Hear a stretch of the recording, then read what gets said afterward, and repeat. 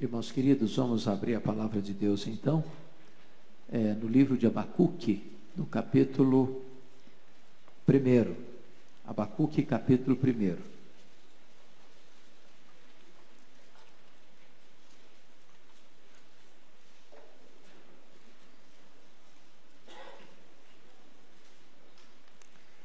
Nós vamos ler os versos 12 até o verso 17.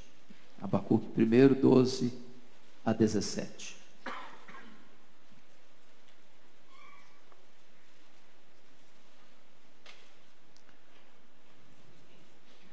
A intercessão do profeta. Não és tu desde a eternidade, ó Senhor meu Deus, ó meu santo? Não morreremos.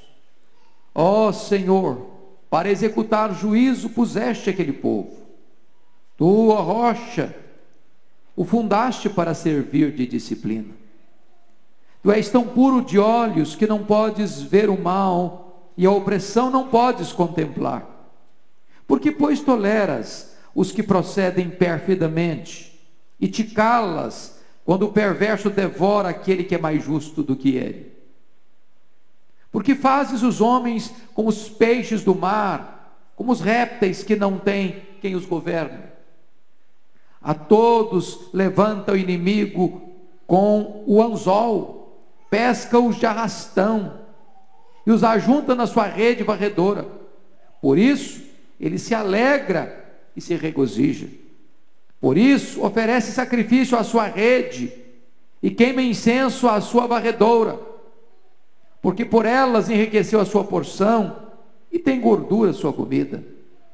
Acaso continuará por isso esvaziando a sua rede e matando sem piedade os povos? O tema que eu quero tratar com vocês hoje é a esperança que nasce do desespero. A esperança que nasce do desespero. O contexto deste livro, irmãos, é que o reino do sul, o reino de Judá, hoje a capital era Jerusalém, estava num processo de decadência moral, de crise política sem precedentes, de apostasia religiosa.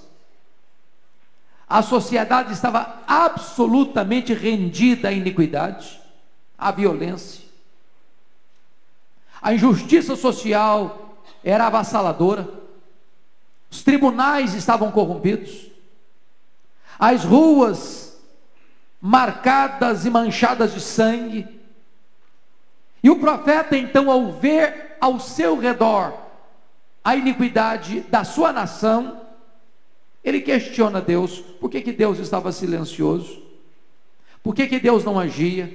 Por que Deus não se manifestava? O silêncio de Deus o perturbava.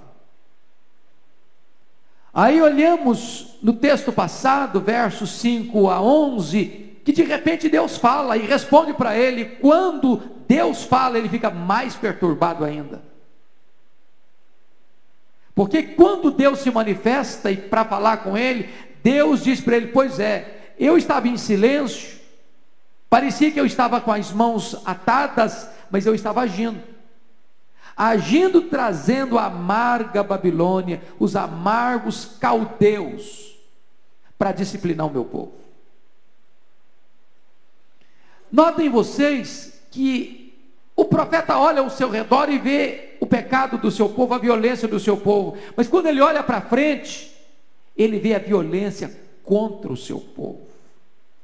O problema agora do profeta não é que Deus está disciplinando o seu povo. O drama do profeta é o método que Deus está usando para disciplinar o seu povo. Esse é o grande drama dele. Aliás, ele clamou pela intervenção de Deus. O que mais o assustou não foi a intervenção de Deus, foi o método que Deus usou para disciplinar o seu povo. E hoje eu gostaria então que você entendesse um pouco melhor esse texto comigo, porque o drama desse homem é como Deus pode usar alguém mais perverso do que o seu povo para disciplinar o seu povo. E aqui eu queria, para introduzir o assunto, levantar 3 pontos. Primeiro, o conhecimento de Deus, irmãos, é o maior antídoto contra o desespero.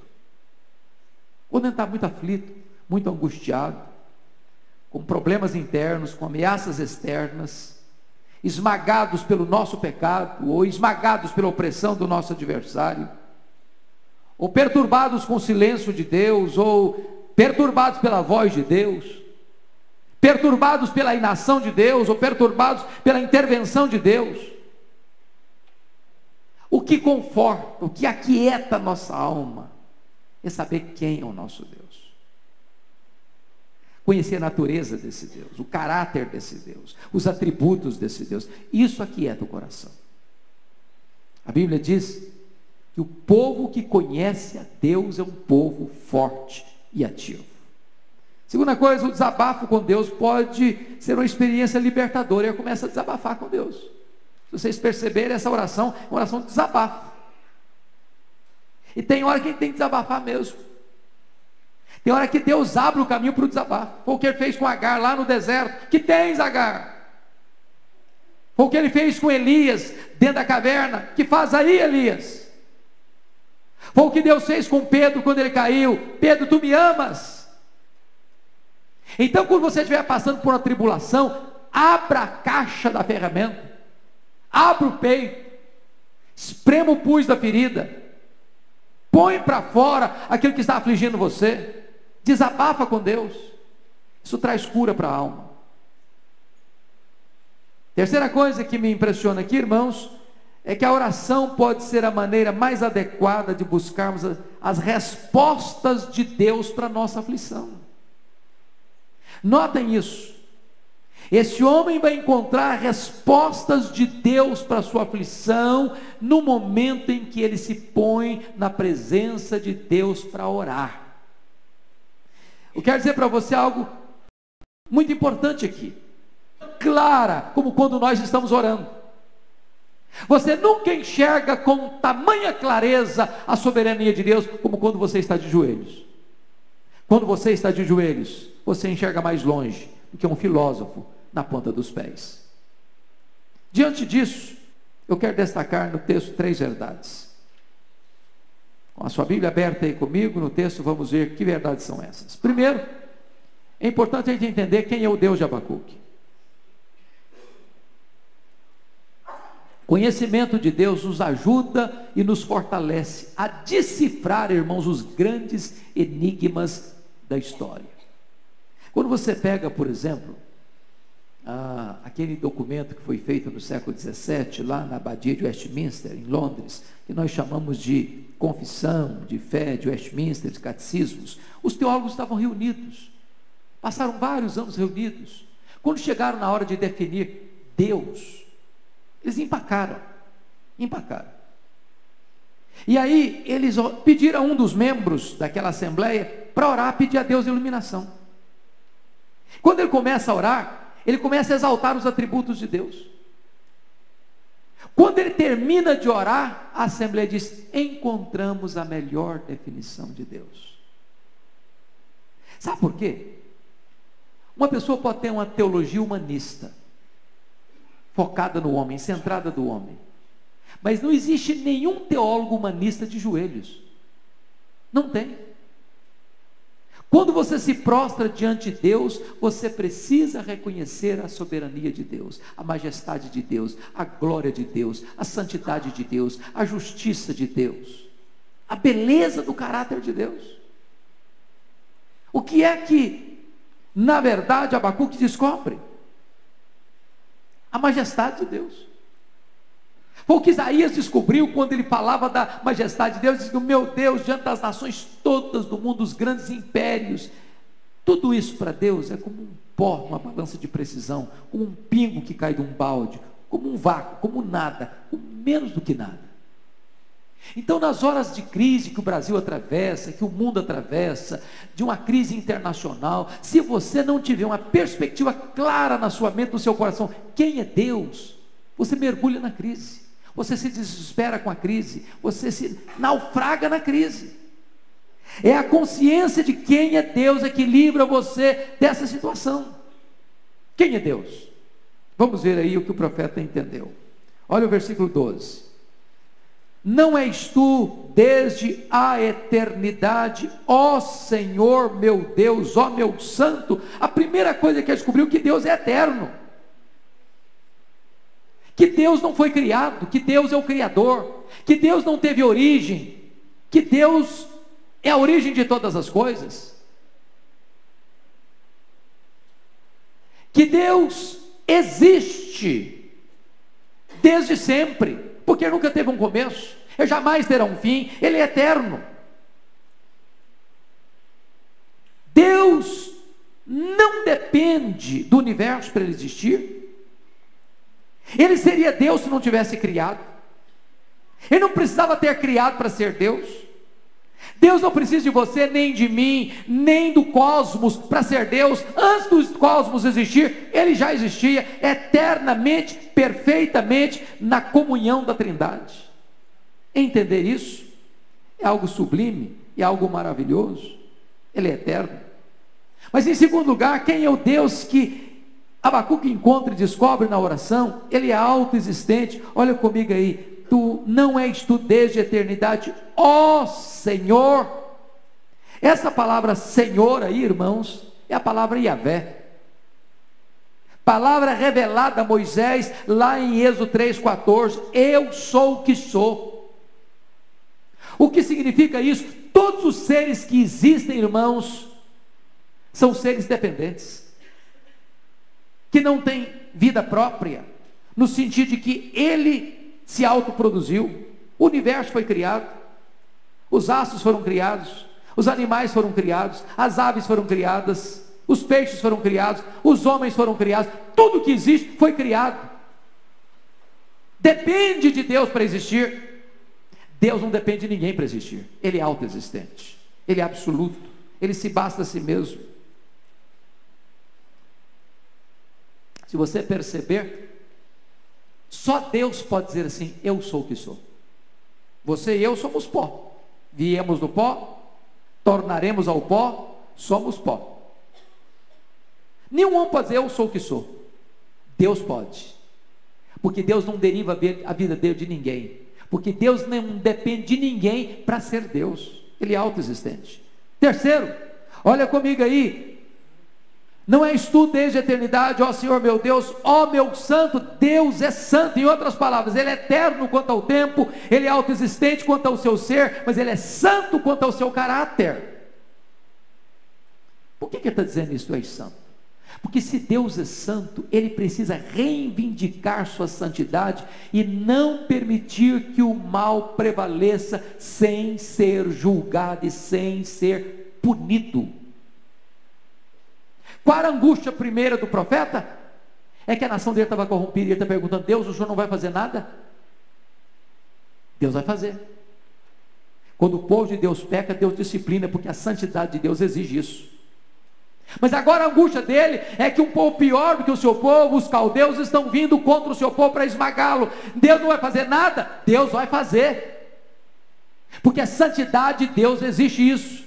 Deus disciplina o seu povo, e Deus julga aqueles que o próprio Deus levanta para disciplinar o seu povo. Ele é santo. Quarto lugar, quem é esse Deus? Ele diz assim: esse Deus é soberano. Notem comigo o que ele disse aqui: ó Senhor, para executar juízo puseste aquele povo. Tu, ó rocha, o fundaste para servir de disciplina. Sabe o que está acontecendo aqui? A Babilônia não se levantou para disciplinar Judá porque ela era forte. Babilônia dominou a Síria. Babilônia venceu o Império Egípcio. Babilônia cercou Jerusalém, invadiu Jerusalém. A Babilônia saqueou o templo de Jerusalém. A Babilônia queimou o templo de Jerusalém. A Babilônia levou o povo para o cativeiro, para ficar lá 70 anos em amarga escravidão. Agora o profeta está dizendo o seguinte: esse poderoso império não se levantou porque era forte, não se levantou pela sua destreza militar, não se levantou pelo seu poderio de armas. Foi Deus quem foi o agente, o protagonista dessa história. Ele é soberano. Deus governa as nações, Deus governa o mundo, Ele é soberano. Mas mais do que isso, irmãos, o que Abacuque vê nessa história aqui? Ele percebe outra coisa, ele percebe que esse Deus é o Deus fiel à sua aliança. Ele diz o seguinte no verso 12: nós não morreremos. Preste atenção nisso. Por pior que seja a crise, por pior que seja o adversário, por mais amarga que seja a providência, por pior que seja o instrumento que Deus levante para disciplinar o seu povo, o final dessa história é o seguinte: Deus não destrói o seu povo, Ele é fiel. O remédio pode ser amargo, a disciplina pode ser carrancuda, a situação pode ser dificílima, mas o projeto final de Deus não é a destruição do seu povo, é a restauração do seu povo. Não morreremos. Nós estamos seguros nas mãos desse Deus. Das mãos do Senhor Jesus, nada nem ninguém pode nos arrebatar. Nada, nada, nada, nem neste mundo, nem no vindouro, pode nos separar do amor de Deus. Nós estamos seguros. Se pecarmos, Deus nos disciplina não para nos destruir, mas para nos restaurar, não para nos matar, mas para nos dar vida. Não morreremos. O que mais ele descobre? Quem é esse Deus? Abacuque descobre que esse Deus é pessoal. Confira comigo o versículo 12 ainda. Não és tu desde a eternidade, ó Senhor, meu Deus, ó meu santo. Preste atenção nisso. Abacuque não está se dirigindo a uma divindade vaga, difusa. Ele não está apenas se dirigindo a um grande Deus. Ele está se dirigindo ao grande Deus que é pessoal. Se Deus fosse apenas grande, irmão, não haveria esperança para nós não. O que é importante é que Ele habita num alto e sublime trono, mas Ele habita também com abatido e contrito de coração. Ele não é apenas o Deus do universo, Ele é o seu Deus. Ele não é apenas transcendente e majestoso, que mede os céus a palmos, que mede as águas na concha da sua mão, que pesa o pó das montanhas em balança de precisão, que espalha as estrelas no firmamento, e por ser forte em força e grande em poder, quando as chama nenhuma delas vem a faltar. Ele não é apenas majestoso a ponto de considerar todas as nações da terra como um pingo que cai de um balde. Ele é também o seu Deus, o seu Pai. Ele tem o seu nome na palma da sua mão. Ele é o seu Deus, Ele é o seu pastor, Ele é o seu refúgio, Ele é a sua paz, Ele é a sua alegria, Ele é o Deus da sua vida. Ele é pessoal. Preste atenção, esse Deus aqui não é o Yahvé dos muçulmanos. Esse Deus aqui não é o Shiva dos hindus. Esse Deus aqui não é o Buda dos budistas. Esse Deus aqui não é o grande arquiteto do universo de Platão. Ele é pessoal. Ele não é um rótulo em branco que você bota lá um nome de uma divindade. Ele é o Deus pessoal, Ele é o seu Pai. Os ateus dizem que Ele não existe. Os agnósticos dizem, não, Ele não pode ser conhecido. Os deístas dizem, não, ele não é imanente não, Ele está muito distante. Os panteístas dizem, não, Ele não é transcendente não, Ele está misturado. Você e eu dizemos, Ele é o meu Deus, Ele é o meu Pai, Ele é o meu refúgio.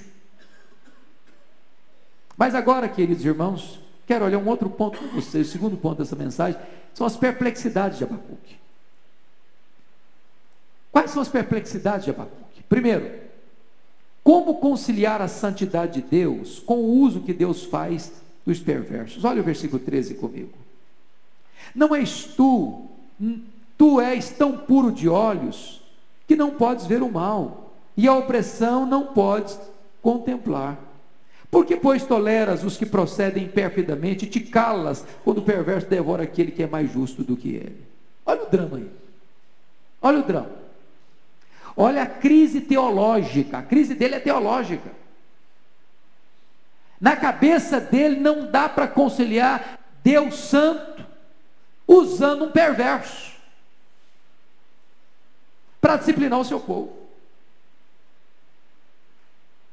Ele não consegue conciliar o ser de Deus com a obra de Deus, a santidade de Deus com a providência de Deus.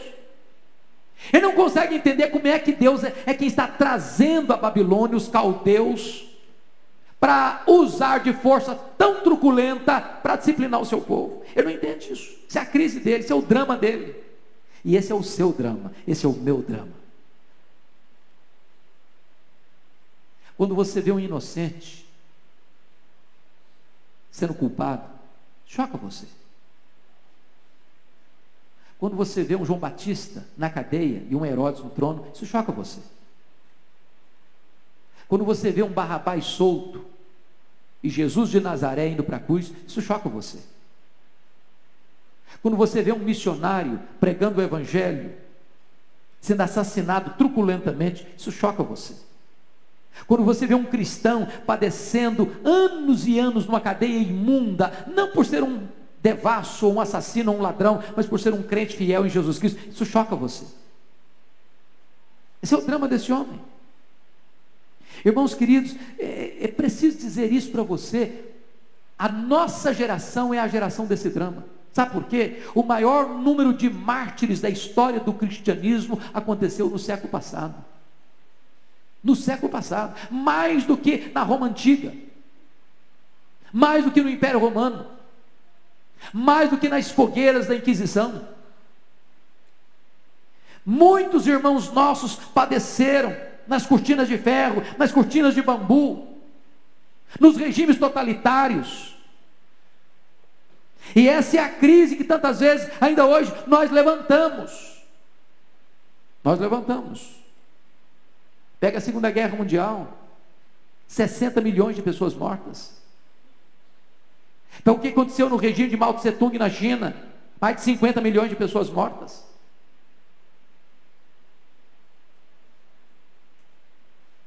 Segunda coisa, segundo conflito desse homem, segunda perplexidade desse profeta: como conciliar o poder de Deus com a sua tolerância e silêncio com os agentes da disciplina. Veja você de novo o verso 3, quais são as falas dele. Por que, pois, se tu és santo, não podes ver o mal, por que, pois, toleras os que procedem perfidamente? Tolerância é dizer o seguinte: faz vista grossa, corda bamba, deixa estar para ver como é que fica. Por que toleras? Mas a outra acusação é pior ainda: e por que te calas quando o perverso devora aquele que é mais justo do que ele? Porque se você perceber, já tinha feito essa acusação aqui, lá no capítulo 1, no versículo 4, quando ele diz: o perverso cerca o justo. Ele está falando da nação dele, do povo da aliança. Mas agora ele está falando dos caldeus. Agora o caldeu não cerca o justo, não. O caldeu, ele diz que ele faz o quê? Devora, mata, com truculência. E o que Deus faz? Deus faz o quê? Se cala. Olha o drama desse homem. Talvez era essa pergunta, de você ver um crente sendo coberto de piche, queimado em praça pública. Talvez era o drama dos nossos irmãos, quando eles eram jogados nas arenas dos anfiteatros romanos, para os touros morderem, pisarem, para os cães morderem, para serem devorados pelos leões. Esse era o drama. Por que Deus não faz nada? Por que você vê a violência nas ruas? Por que você vê governos corruptos? Por que você vê a iniquidade prosperando? Por que você vê o mundo parece que de ponta cabeça, e vocês: meu Deus, o Senhor não vai fazer nada? Como é que o Senhor tolera isso? Como é que o Senhor se cala diante disso? Esse é o drama desse homem. Talvez aquela pergunta do salmista: o teu Deus, onde está? Onde está Deus? Que parece que não age, que não se manifesta, que se cala quando o perverso cerca o justo e massacra o justo. É o drama deste homem. Como é que você vai entender isso? Um Nero julgando: e um Paulo sendo degolado. Como você vai entender isso? Um Pedro na cadeia e um Herodes comandando. Como é que você vai entender isso? Esse é o drama de Abacuque. Terceiro drama dele: como conciliar o amor de Deus com a entrega sem reservas do povo da aliança nas mãos dos caldeus. Irmãos, preste atenção na linguagem pesada de Abacuque no versículo 14. Você pode ler o 14 comigo? Vamos juntos? Porque fazes os homens como os peixes do mar e como os répteis que não tem quem os governe. Se você perceber, ele vai continuar agora essa queixa no versículo 15, dizendo que a todos agora o inimigo, ou seja, os caldeus, levanta com anzol, com pesca de arrastão. Ou seja, chegam os babilônios, chegam os caldeus, e olha para o povo da aliança, o povo de Deus, e trata-os como se trata peixe. Você pega um peixe, faz o que com ele? Mata. Assim como alguém pega um peixe e mata, ou pega um réptil do campo e mata, os caldeus estavam matando o povo da aliança, os hebreus, os judaítas, sem nenhum pudor, sem nenhum constrangimento. E o texto diz que o próprio Deus os havia entregado desta maneira, como peixes e como répteis. Meu Deus, mas onde está o teu amor? Cadê o teu amor? Por que tu entregas? Se você perceber, preste atenção nisso, porque fazes os homens, é Deus quem está fazendo. Notem isso, o profeta não tem ilusão não, a teologia do profeta está certa, ele não acha que os homens agem independentemente não, ele sabe que Deus está por trás dessa providência carrancuda, da disciplina amarga na vida do seu povo. Essa é a crise dele. Se você ler Daniel capítulo 1 versículo 2, não foi o Nabucodonosor que entrou em Jerusalém, saqueou o templo, não, foi Deus quem entregou os vasos do templo nas mãos de Nabucodonosor. É Deus. Hoje talvez, com a teologia nossa tão contaminada por a questão de alguns desvios da batalha espiritual, não, foi o diabo que trouxe a Babilônia. Foi o diabo que mandou aquele Nabucodonosor lá. Foi Satanás que fez com que aquele homem incendiasse o templo. Abacuque não tem nenhuma dificuldade em entender que foi o próprio Deus quem agiu para disciplinar o seu povo. Quarto drama desse homem, confira comigo. Como conciliar a soberania de Deus com a autodivinização dos caldeus? Preste atenção nisso, irmãos. Chega o versículo 16 e diz assim: por isso, você leu o versículo 16 comigo? Vamos lá? Por isso, oferece sacrifício à sua rede, queima incenso à sua varredora, porque por elas enriqueceu a sua porção, tem gordura a sua comida. Se você leu o versículo 15, você pode ler o 15 também comigo? A todos levanta o inimigo com anzol, pesca-os de arrastão, e o ajunta na sua rede varredora, por isso ele se alegra e se regozija. Então preste atenção que a Babilônia chega e trata o povo de Deus como peixe. Vá, pense comigo na forma de pescar. Tem várias formas de você pescar, assim como várias formas que os caldeus usaram para massacrar o povo de Judá. Primeiro tem a pesca pessoal, anzol. Depois tem a pesca coletiva, a rede. Depois ele fala que tem outra rede que é a varredora. Se você perceber aí, a rede varredora é o seguinte: vai arrastando tudo, não fica nada para trás. Tem peixe grande, tem peixe pequeno, cai tudo na rede. Não sobra nada, não sobra ninguém.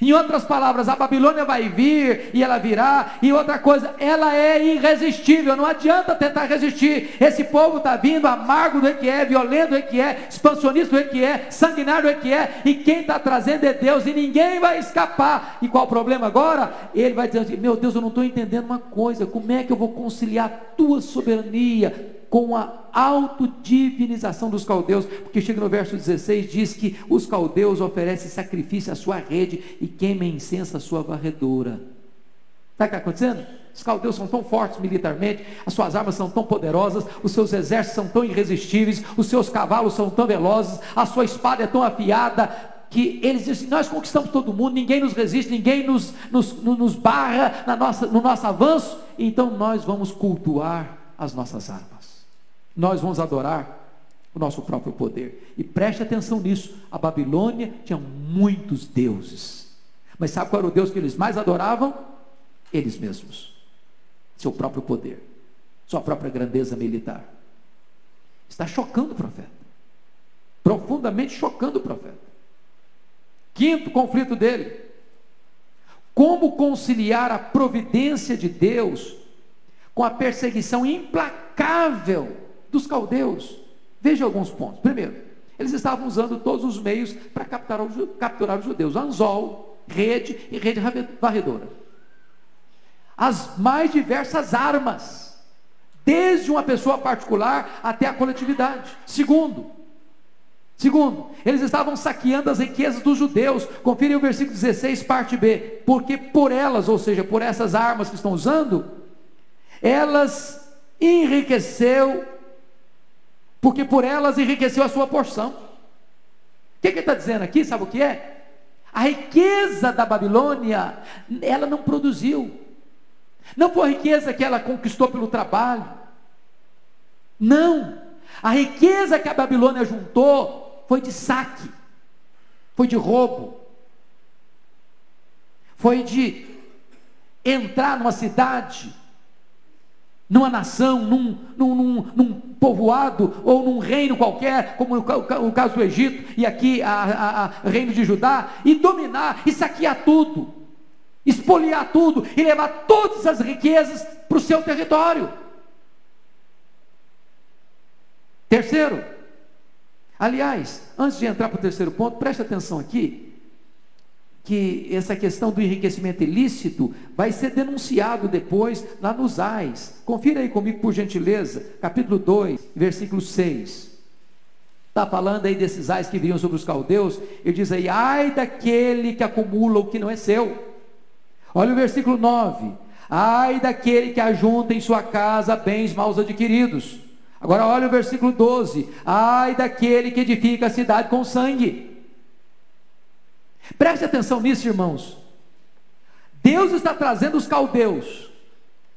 Os caldeus estão juntando tesouros que não são seus, mas Deus vai julgar a Babilônia, os caldeus, por isso, dizendo: ai daquele que faz isso. Sabe por quê? A Babilônia nunca entendeu que era a mão de Deus que estava usando a vida deles para disciplinar o seu povo. Esqueceram Deus, endeusar a si mesmos, e agora Deus vai disciplinar, ou melhor, trazer o seu juízo sobre a Babilônia. Terceiro lugar, eles estavam se alegrando com a desventura dos hebreus. Olha aí comigo o versículo 15b.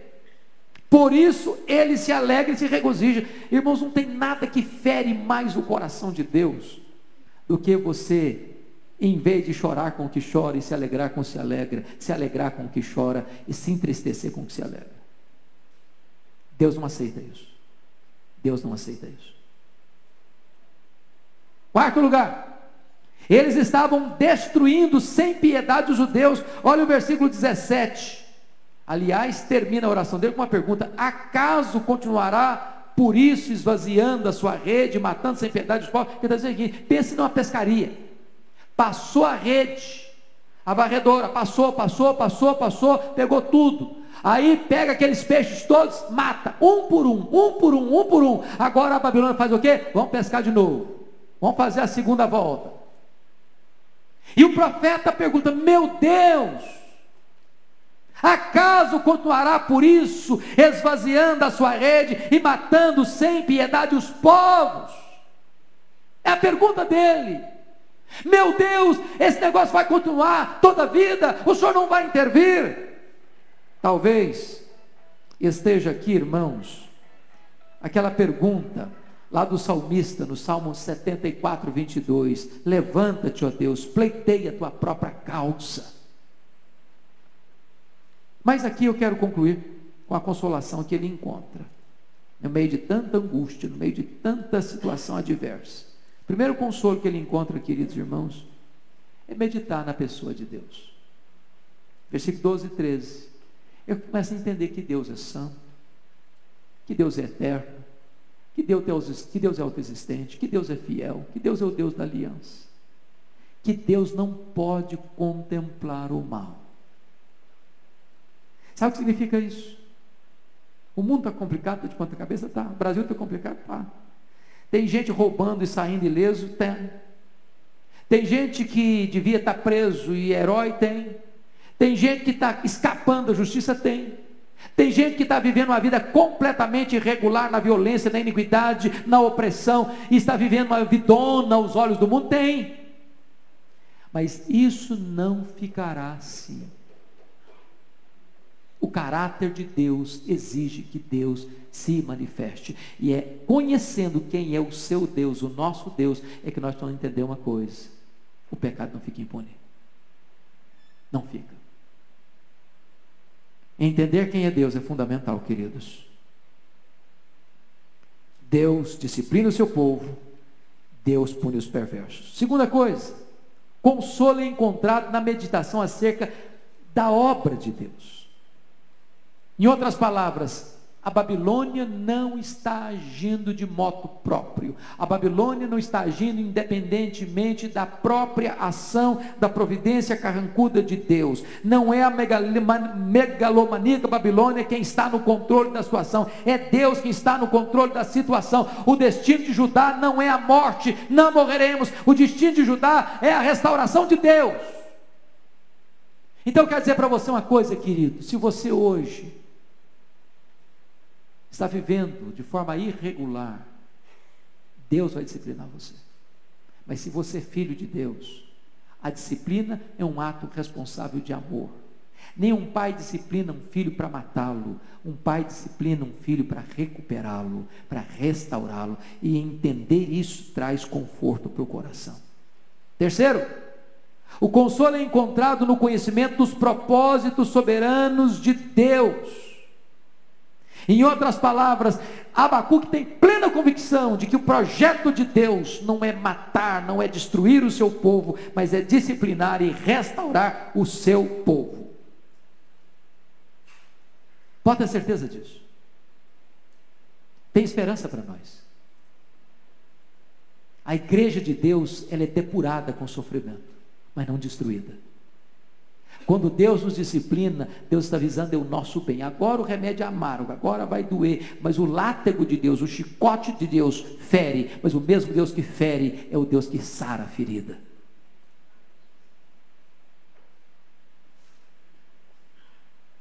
Quarto lugar, o consolo é encontrado quando nós temos a garantia de que Deus nos destinou para a vida e não para a morte. Oh, louvado seja Deus! Você e eu fomos destinados para a vida eterna. Nosso destino já está selado.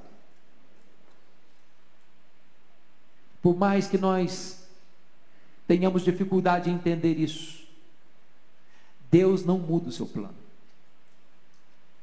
Deus é fiel. Deus é o Deus da aliança. Ele vai disciplinar, Ele vai corrigir.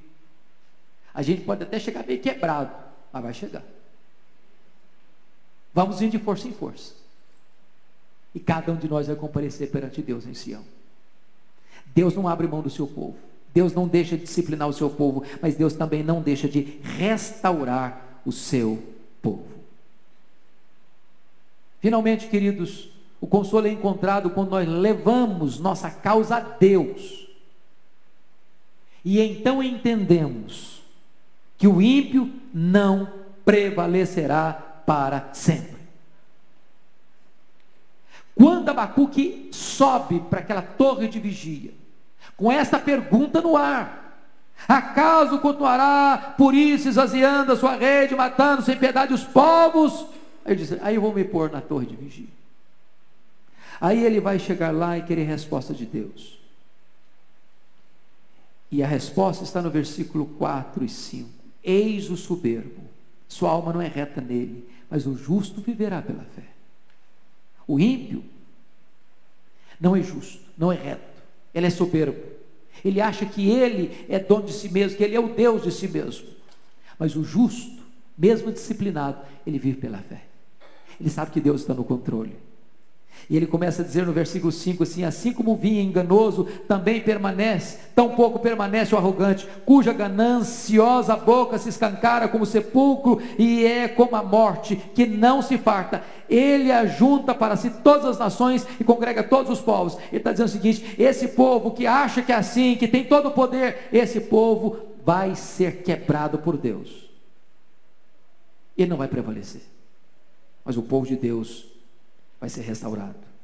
E o profeta vai, a partir de agora, distribuir ais para esses que entraram em Judá para destruir o povo de Deus, para massacrar o povo de Deus, mas Deus não destina o seu povo para a morte, mas para a restauração. E o profeta termina o seu livro fazendo uma oração de avivamento, de restauração. Irmãos, a igreja brasileira hoje está vivendo um momento tão difícil, tantas crises. Quando você olha para o cenário brasileiro, você faz a pergunta, a oração inicial de Abacuque: por que me mostras a iniquidade, me fazes ver a opressão? Pois a destruição e a violência estão diante de mim, há contenda, há litígio, a lei se afrouxa, a justiça não se manifesta, o perverso cerca o justo, a justiça é torcida. Você olha, é isso que você está vendo. Mas preste atenção nisso. Deus está tratando com o seu povo. A realidade que o Brasil está vivendo é Deus disciplinando o seu povo. A realidade do mundo hoje é Deus disciplinando o seu povo. Mas Deus tem o seu remanescente. E o remanescente de Deus vai ser restaurado. Vai ser curado. Vai ser reavivado. Deus não desiste do seu povo. Deus não abre mão do seu povo. E eu quero aqui concluir com 3 aplicações práticas para nosso ensino e consolo. Primeiro, o Deus santo e justo, o Deus puro, é o Deus que castiga pecado, individual, nacional e internacional. Então não espere de Deus ser complacente com você se você está pecando. Deus não é parceiro das nossas loucuras. Se você é filho, e se você pecar, espere a disciplina de Deus. Segundo, somente Deus tem resposta aos nossos problemas, angústias e perguntas. Tem hora que nós temos perguntas sem respostas, e eu nem estou dizendo para você que nós temos todas as respostas a todas as perguntas e a todas as aflições da nossa alma. Mas a única maneira de, nas crises da vida, nas crises da família, nas crises da igreja, nas crises da nação, nas crises internacionais, de você encontrar resposta e sossego para a sua alma, é você buscar a face de Deus em oração. Só de Deus vem o conforto. Finalmente,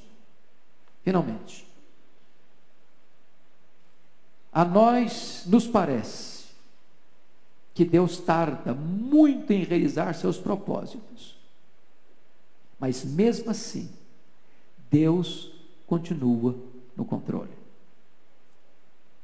Tem hora que você diz: meu Deus, eu não estou entendendo.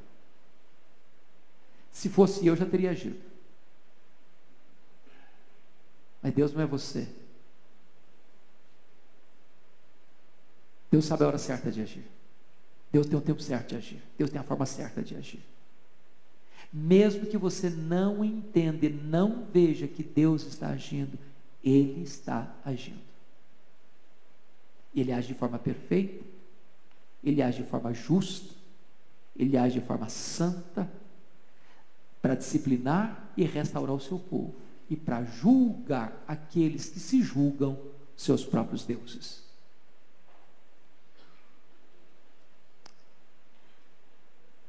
Em suma, esse texto nos ensina uma verdade: Deus é soberano. Ele é o rei das nações. Ele levanta reis, Ele depõe reis. Ele disciplina o seu povo, restaura o seu povo.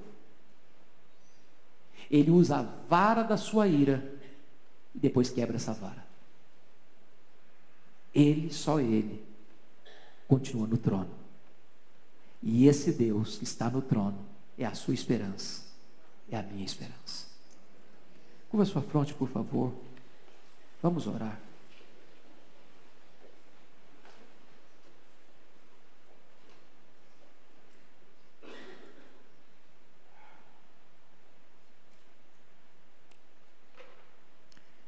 Ó Deus, nós estamos vivendo um cenário muito parecido com aquele que Abacuque viveu. A crise também é internacional. Ainda hoje, nações estão invadindo outras nações, com truculência, com injustiça. A crise, meu Deus, é nacional. Nós estamos assistindo todo dia a justiça sendo torcida, o perverso cercando o justo, a violência campeando nas ruas, o litígio se suscitando, irmãos contra irmãos. Ó Deus, nós estamos assistindo tantos sinais de decadência, de apostasia, de desvio bíblico, ético, moral, no meio da própria igreja. Quantas vezes, Deus, nós olhamos esse cenário e aflitos, inquietos, perturbados, perplexos, nós perguntamos: Senhor, por que te calas? Por que te omites? Por que não fazes? Por que não operas? Por que não intervens? Mas Deus, hoje nós queremos reafirmar o que Abacuque reafirmou: Tu és santo, Tu és eterno, Tu és o nosso Deus, Tu és a nossa rocha, Tu és puro de olhos, Tu não podes ver o mal não fica sem a sentença do Teu juízo, o mal não vai prevalecer, não morreremos, louvado seja o Teu nome. Porque quando pecamos, Tu nos perdoas, Tu nos disciplinas, Tu nos restauras, Tu nos levantas, Tu nos colocas de pé, Tu colocas e mudas a nossa sorte, glória ao Teu nome. E agora, Deus, nós queremos colocar diante de Ti a nossa causa.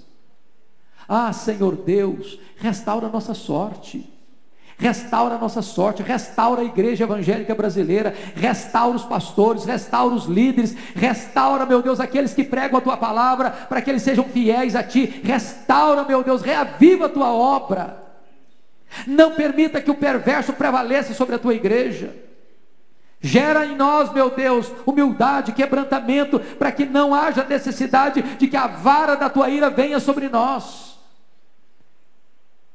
Nós colocamos diante de Ti, meu Deus, as pessoas que vieram aqui nesta noite. Tu conheces cada pessoa que entrou aqui hoje, as lutas, os dramas, as angústias, as necessidades.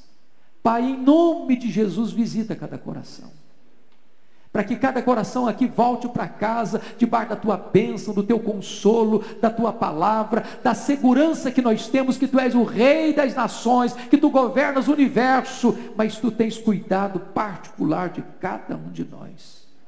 Tributamos a Ti a glória devida ao Teu nome, e oramos em nome de Jesus. Amém.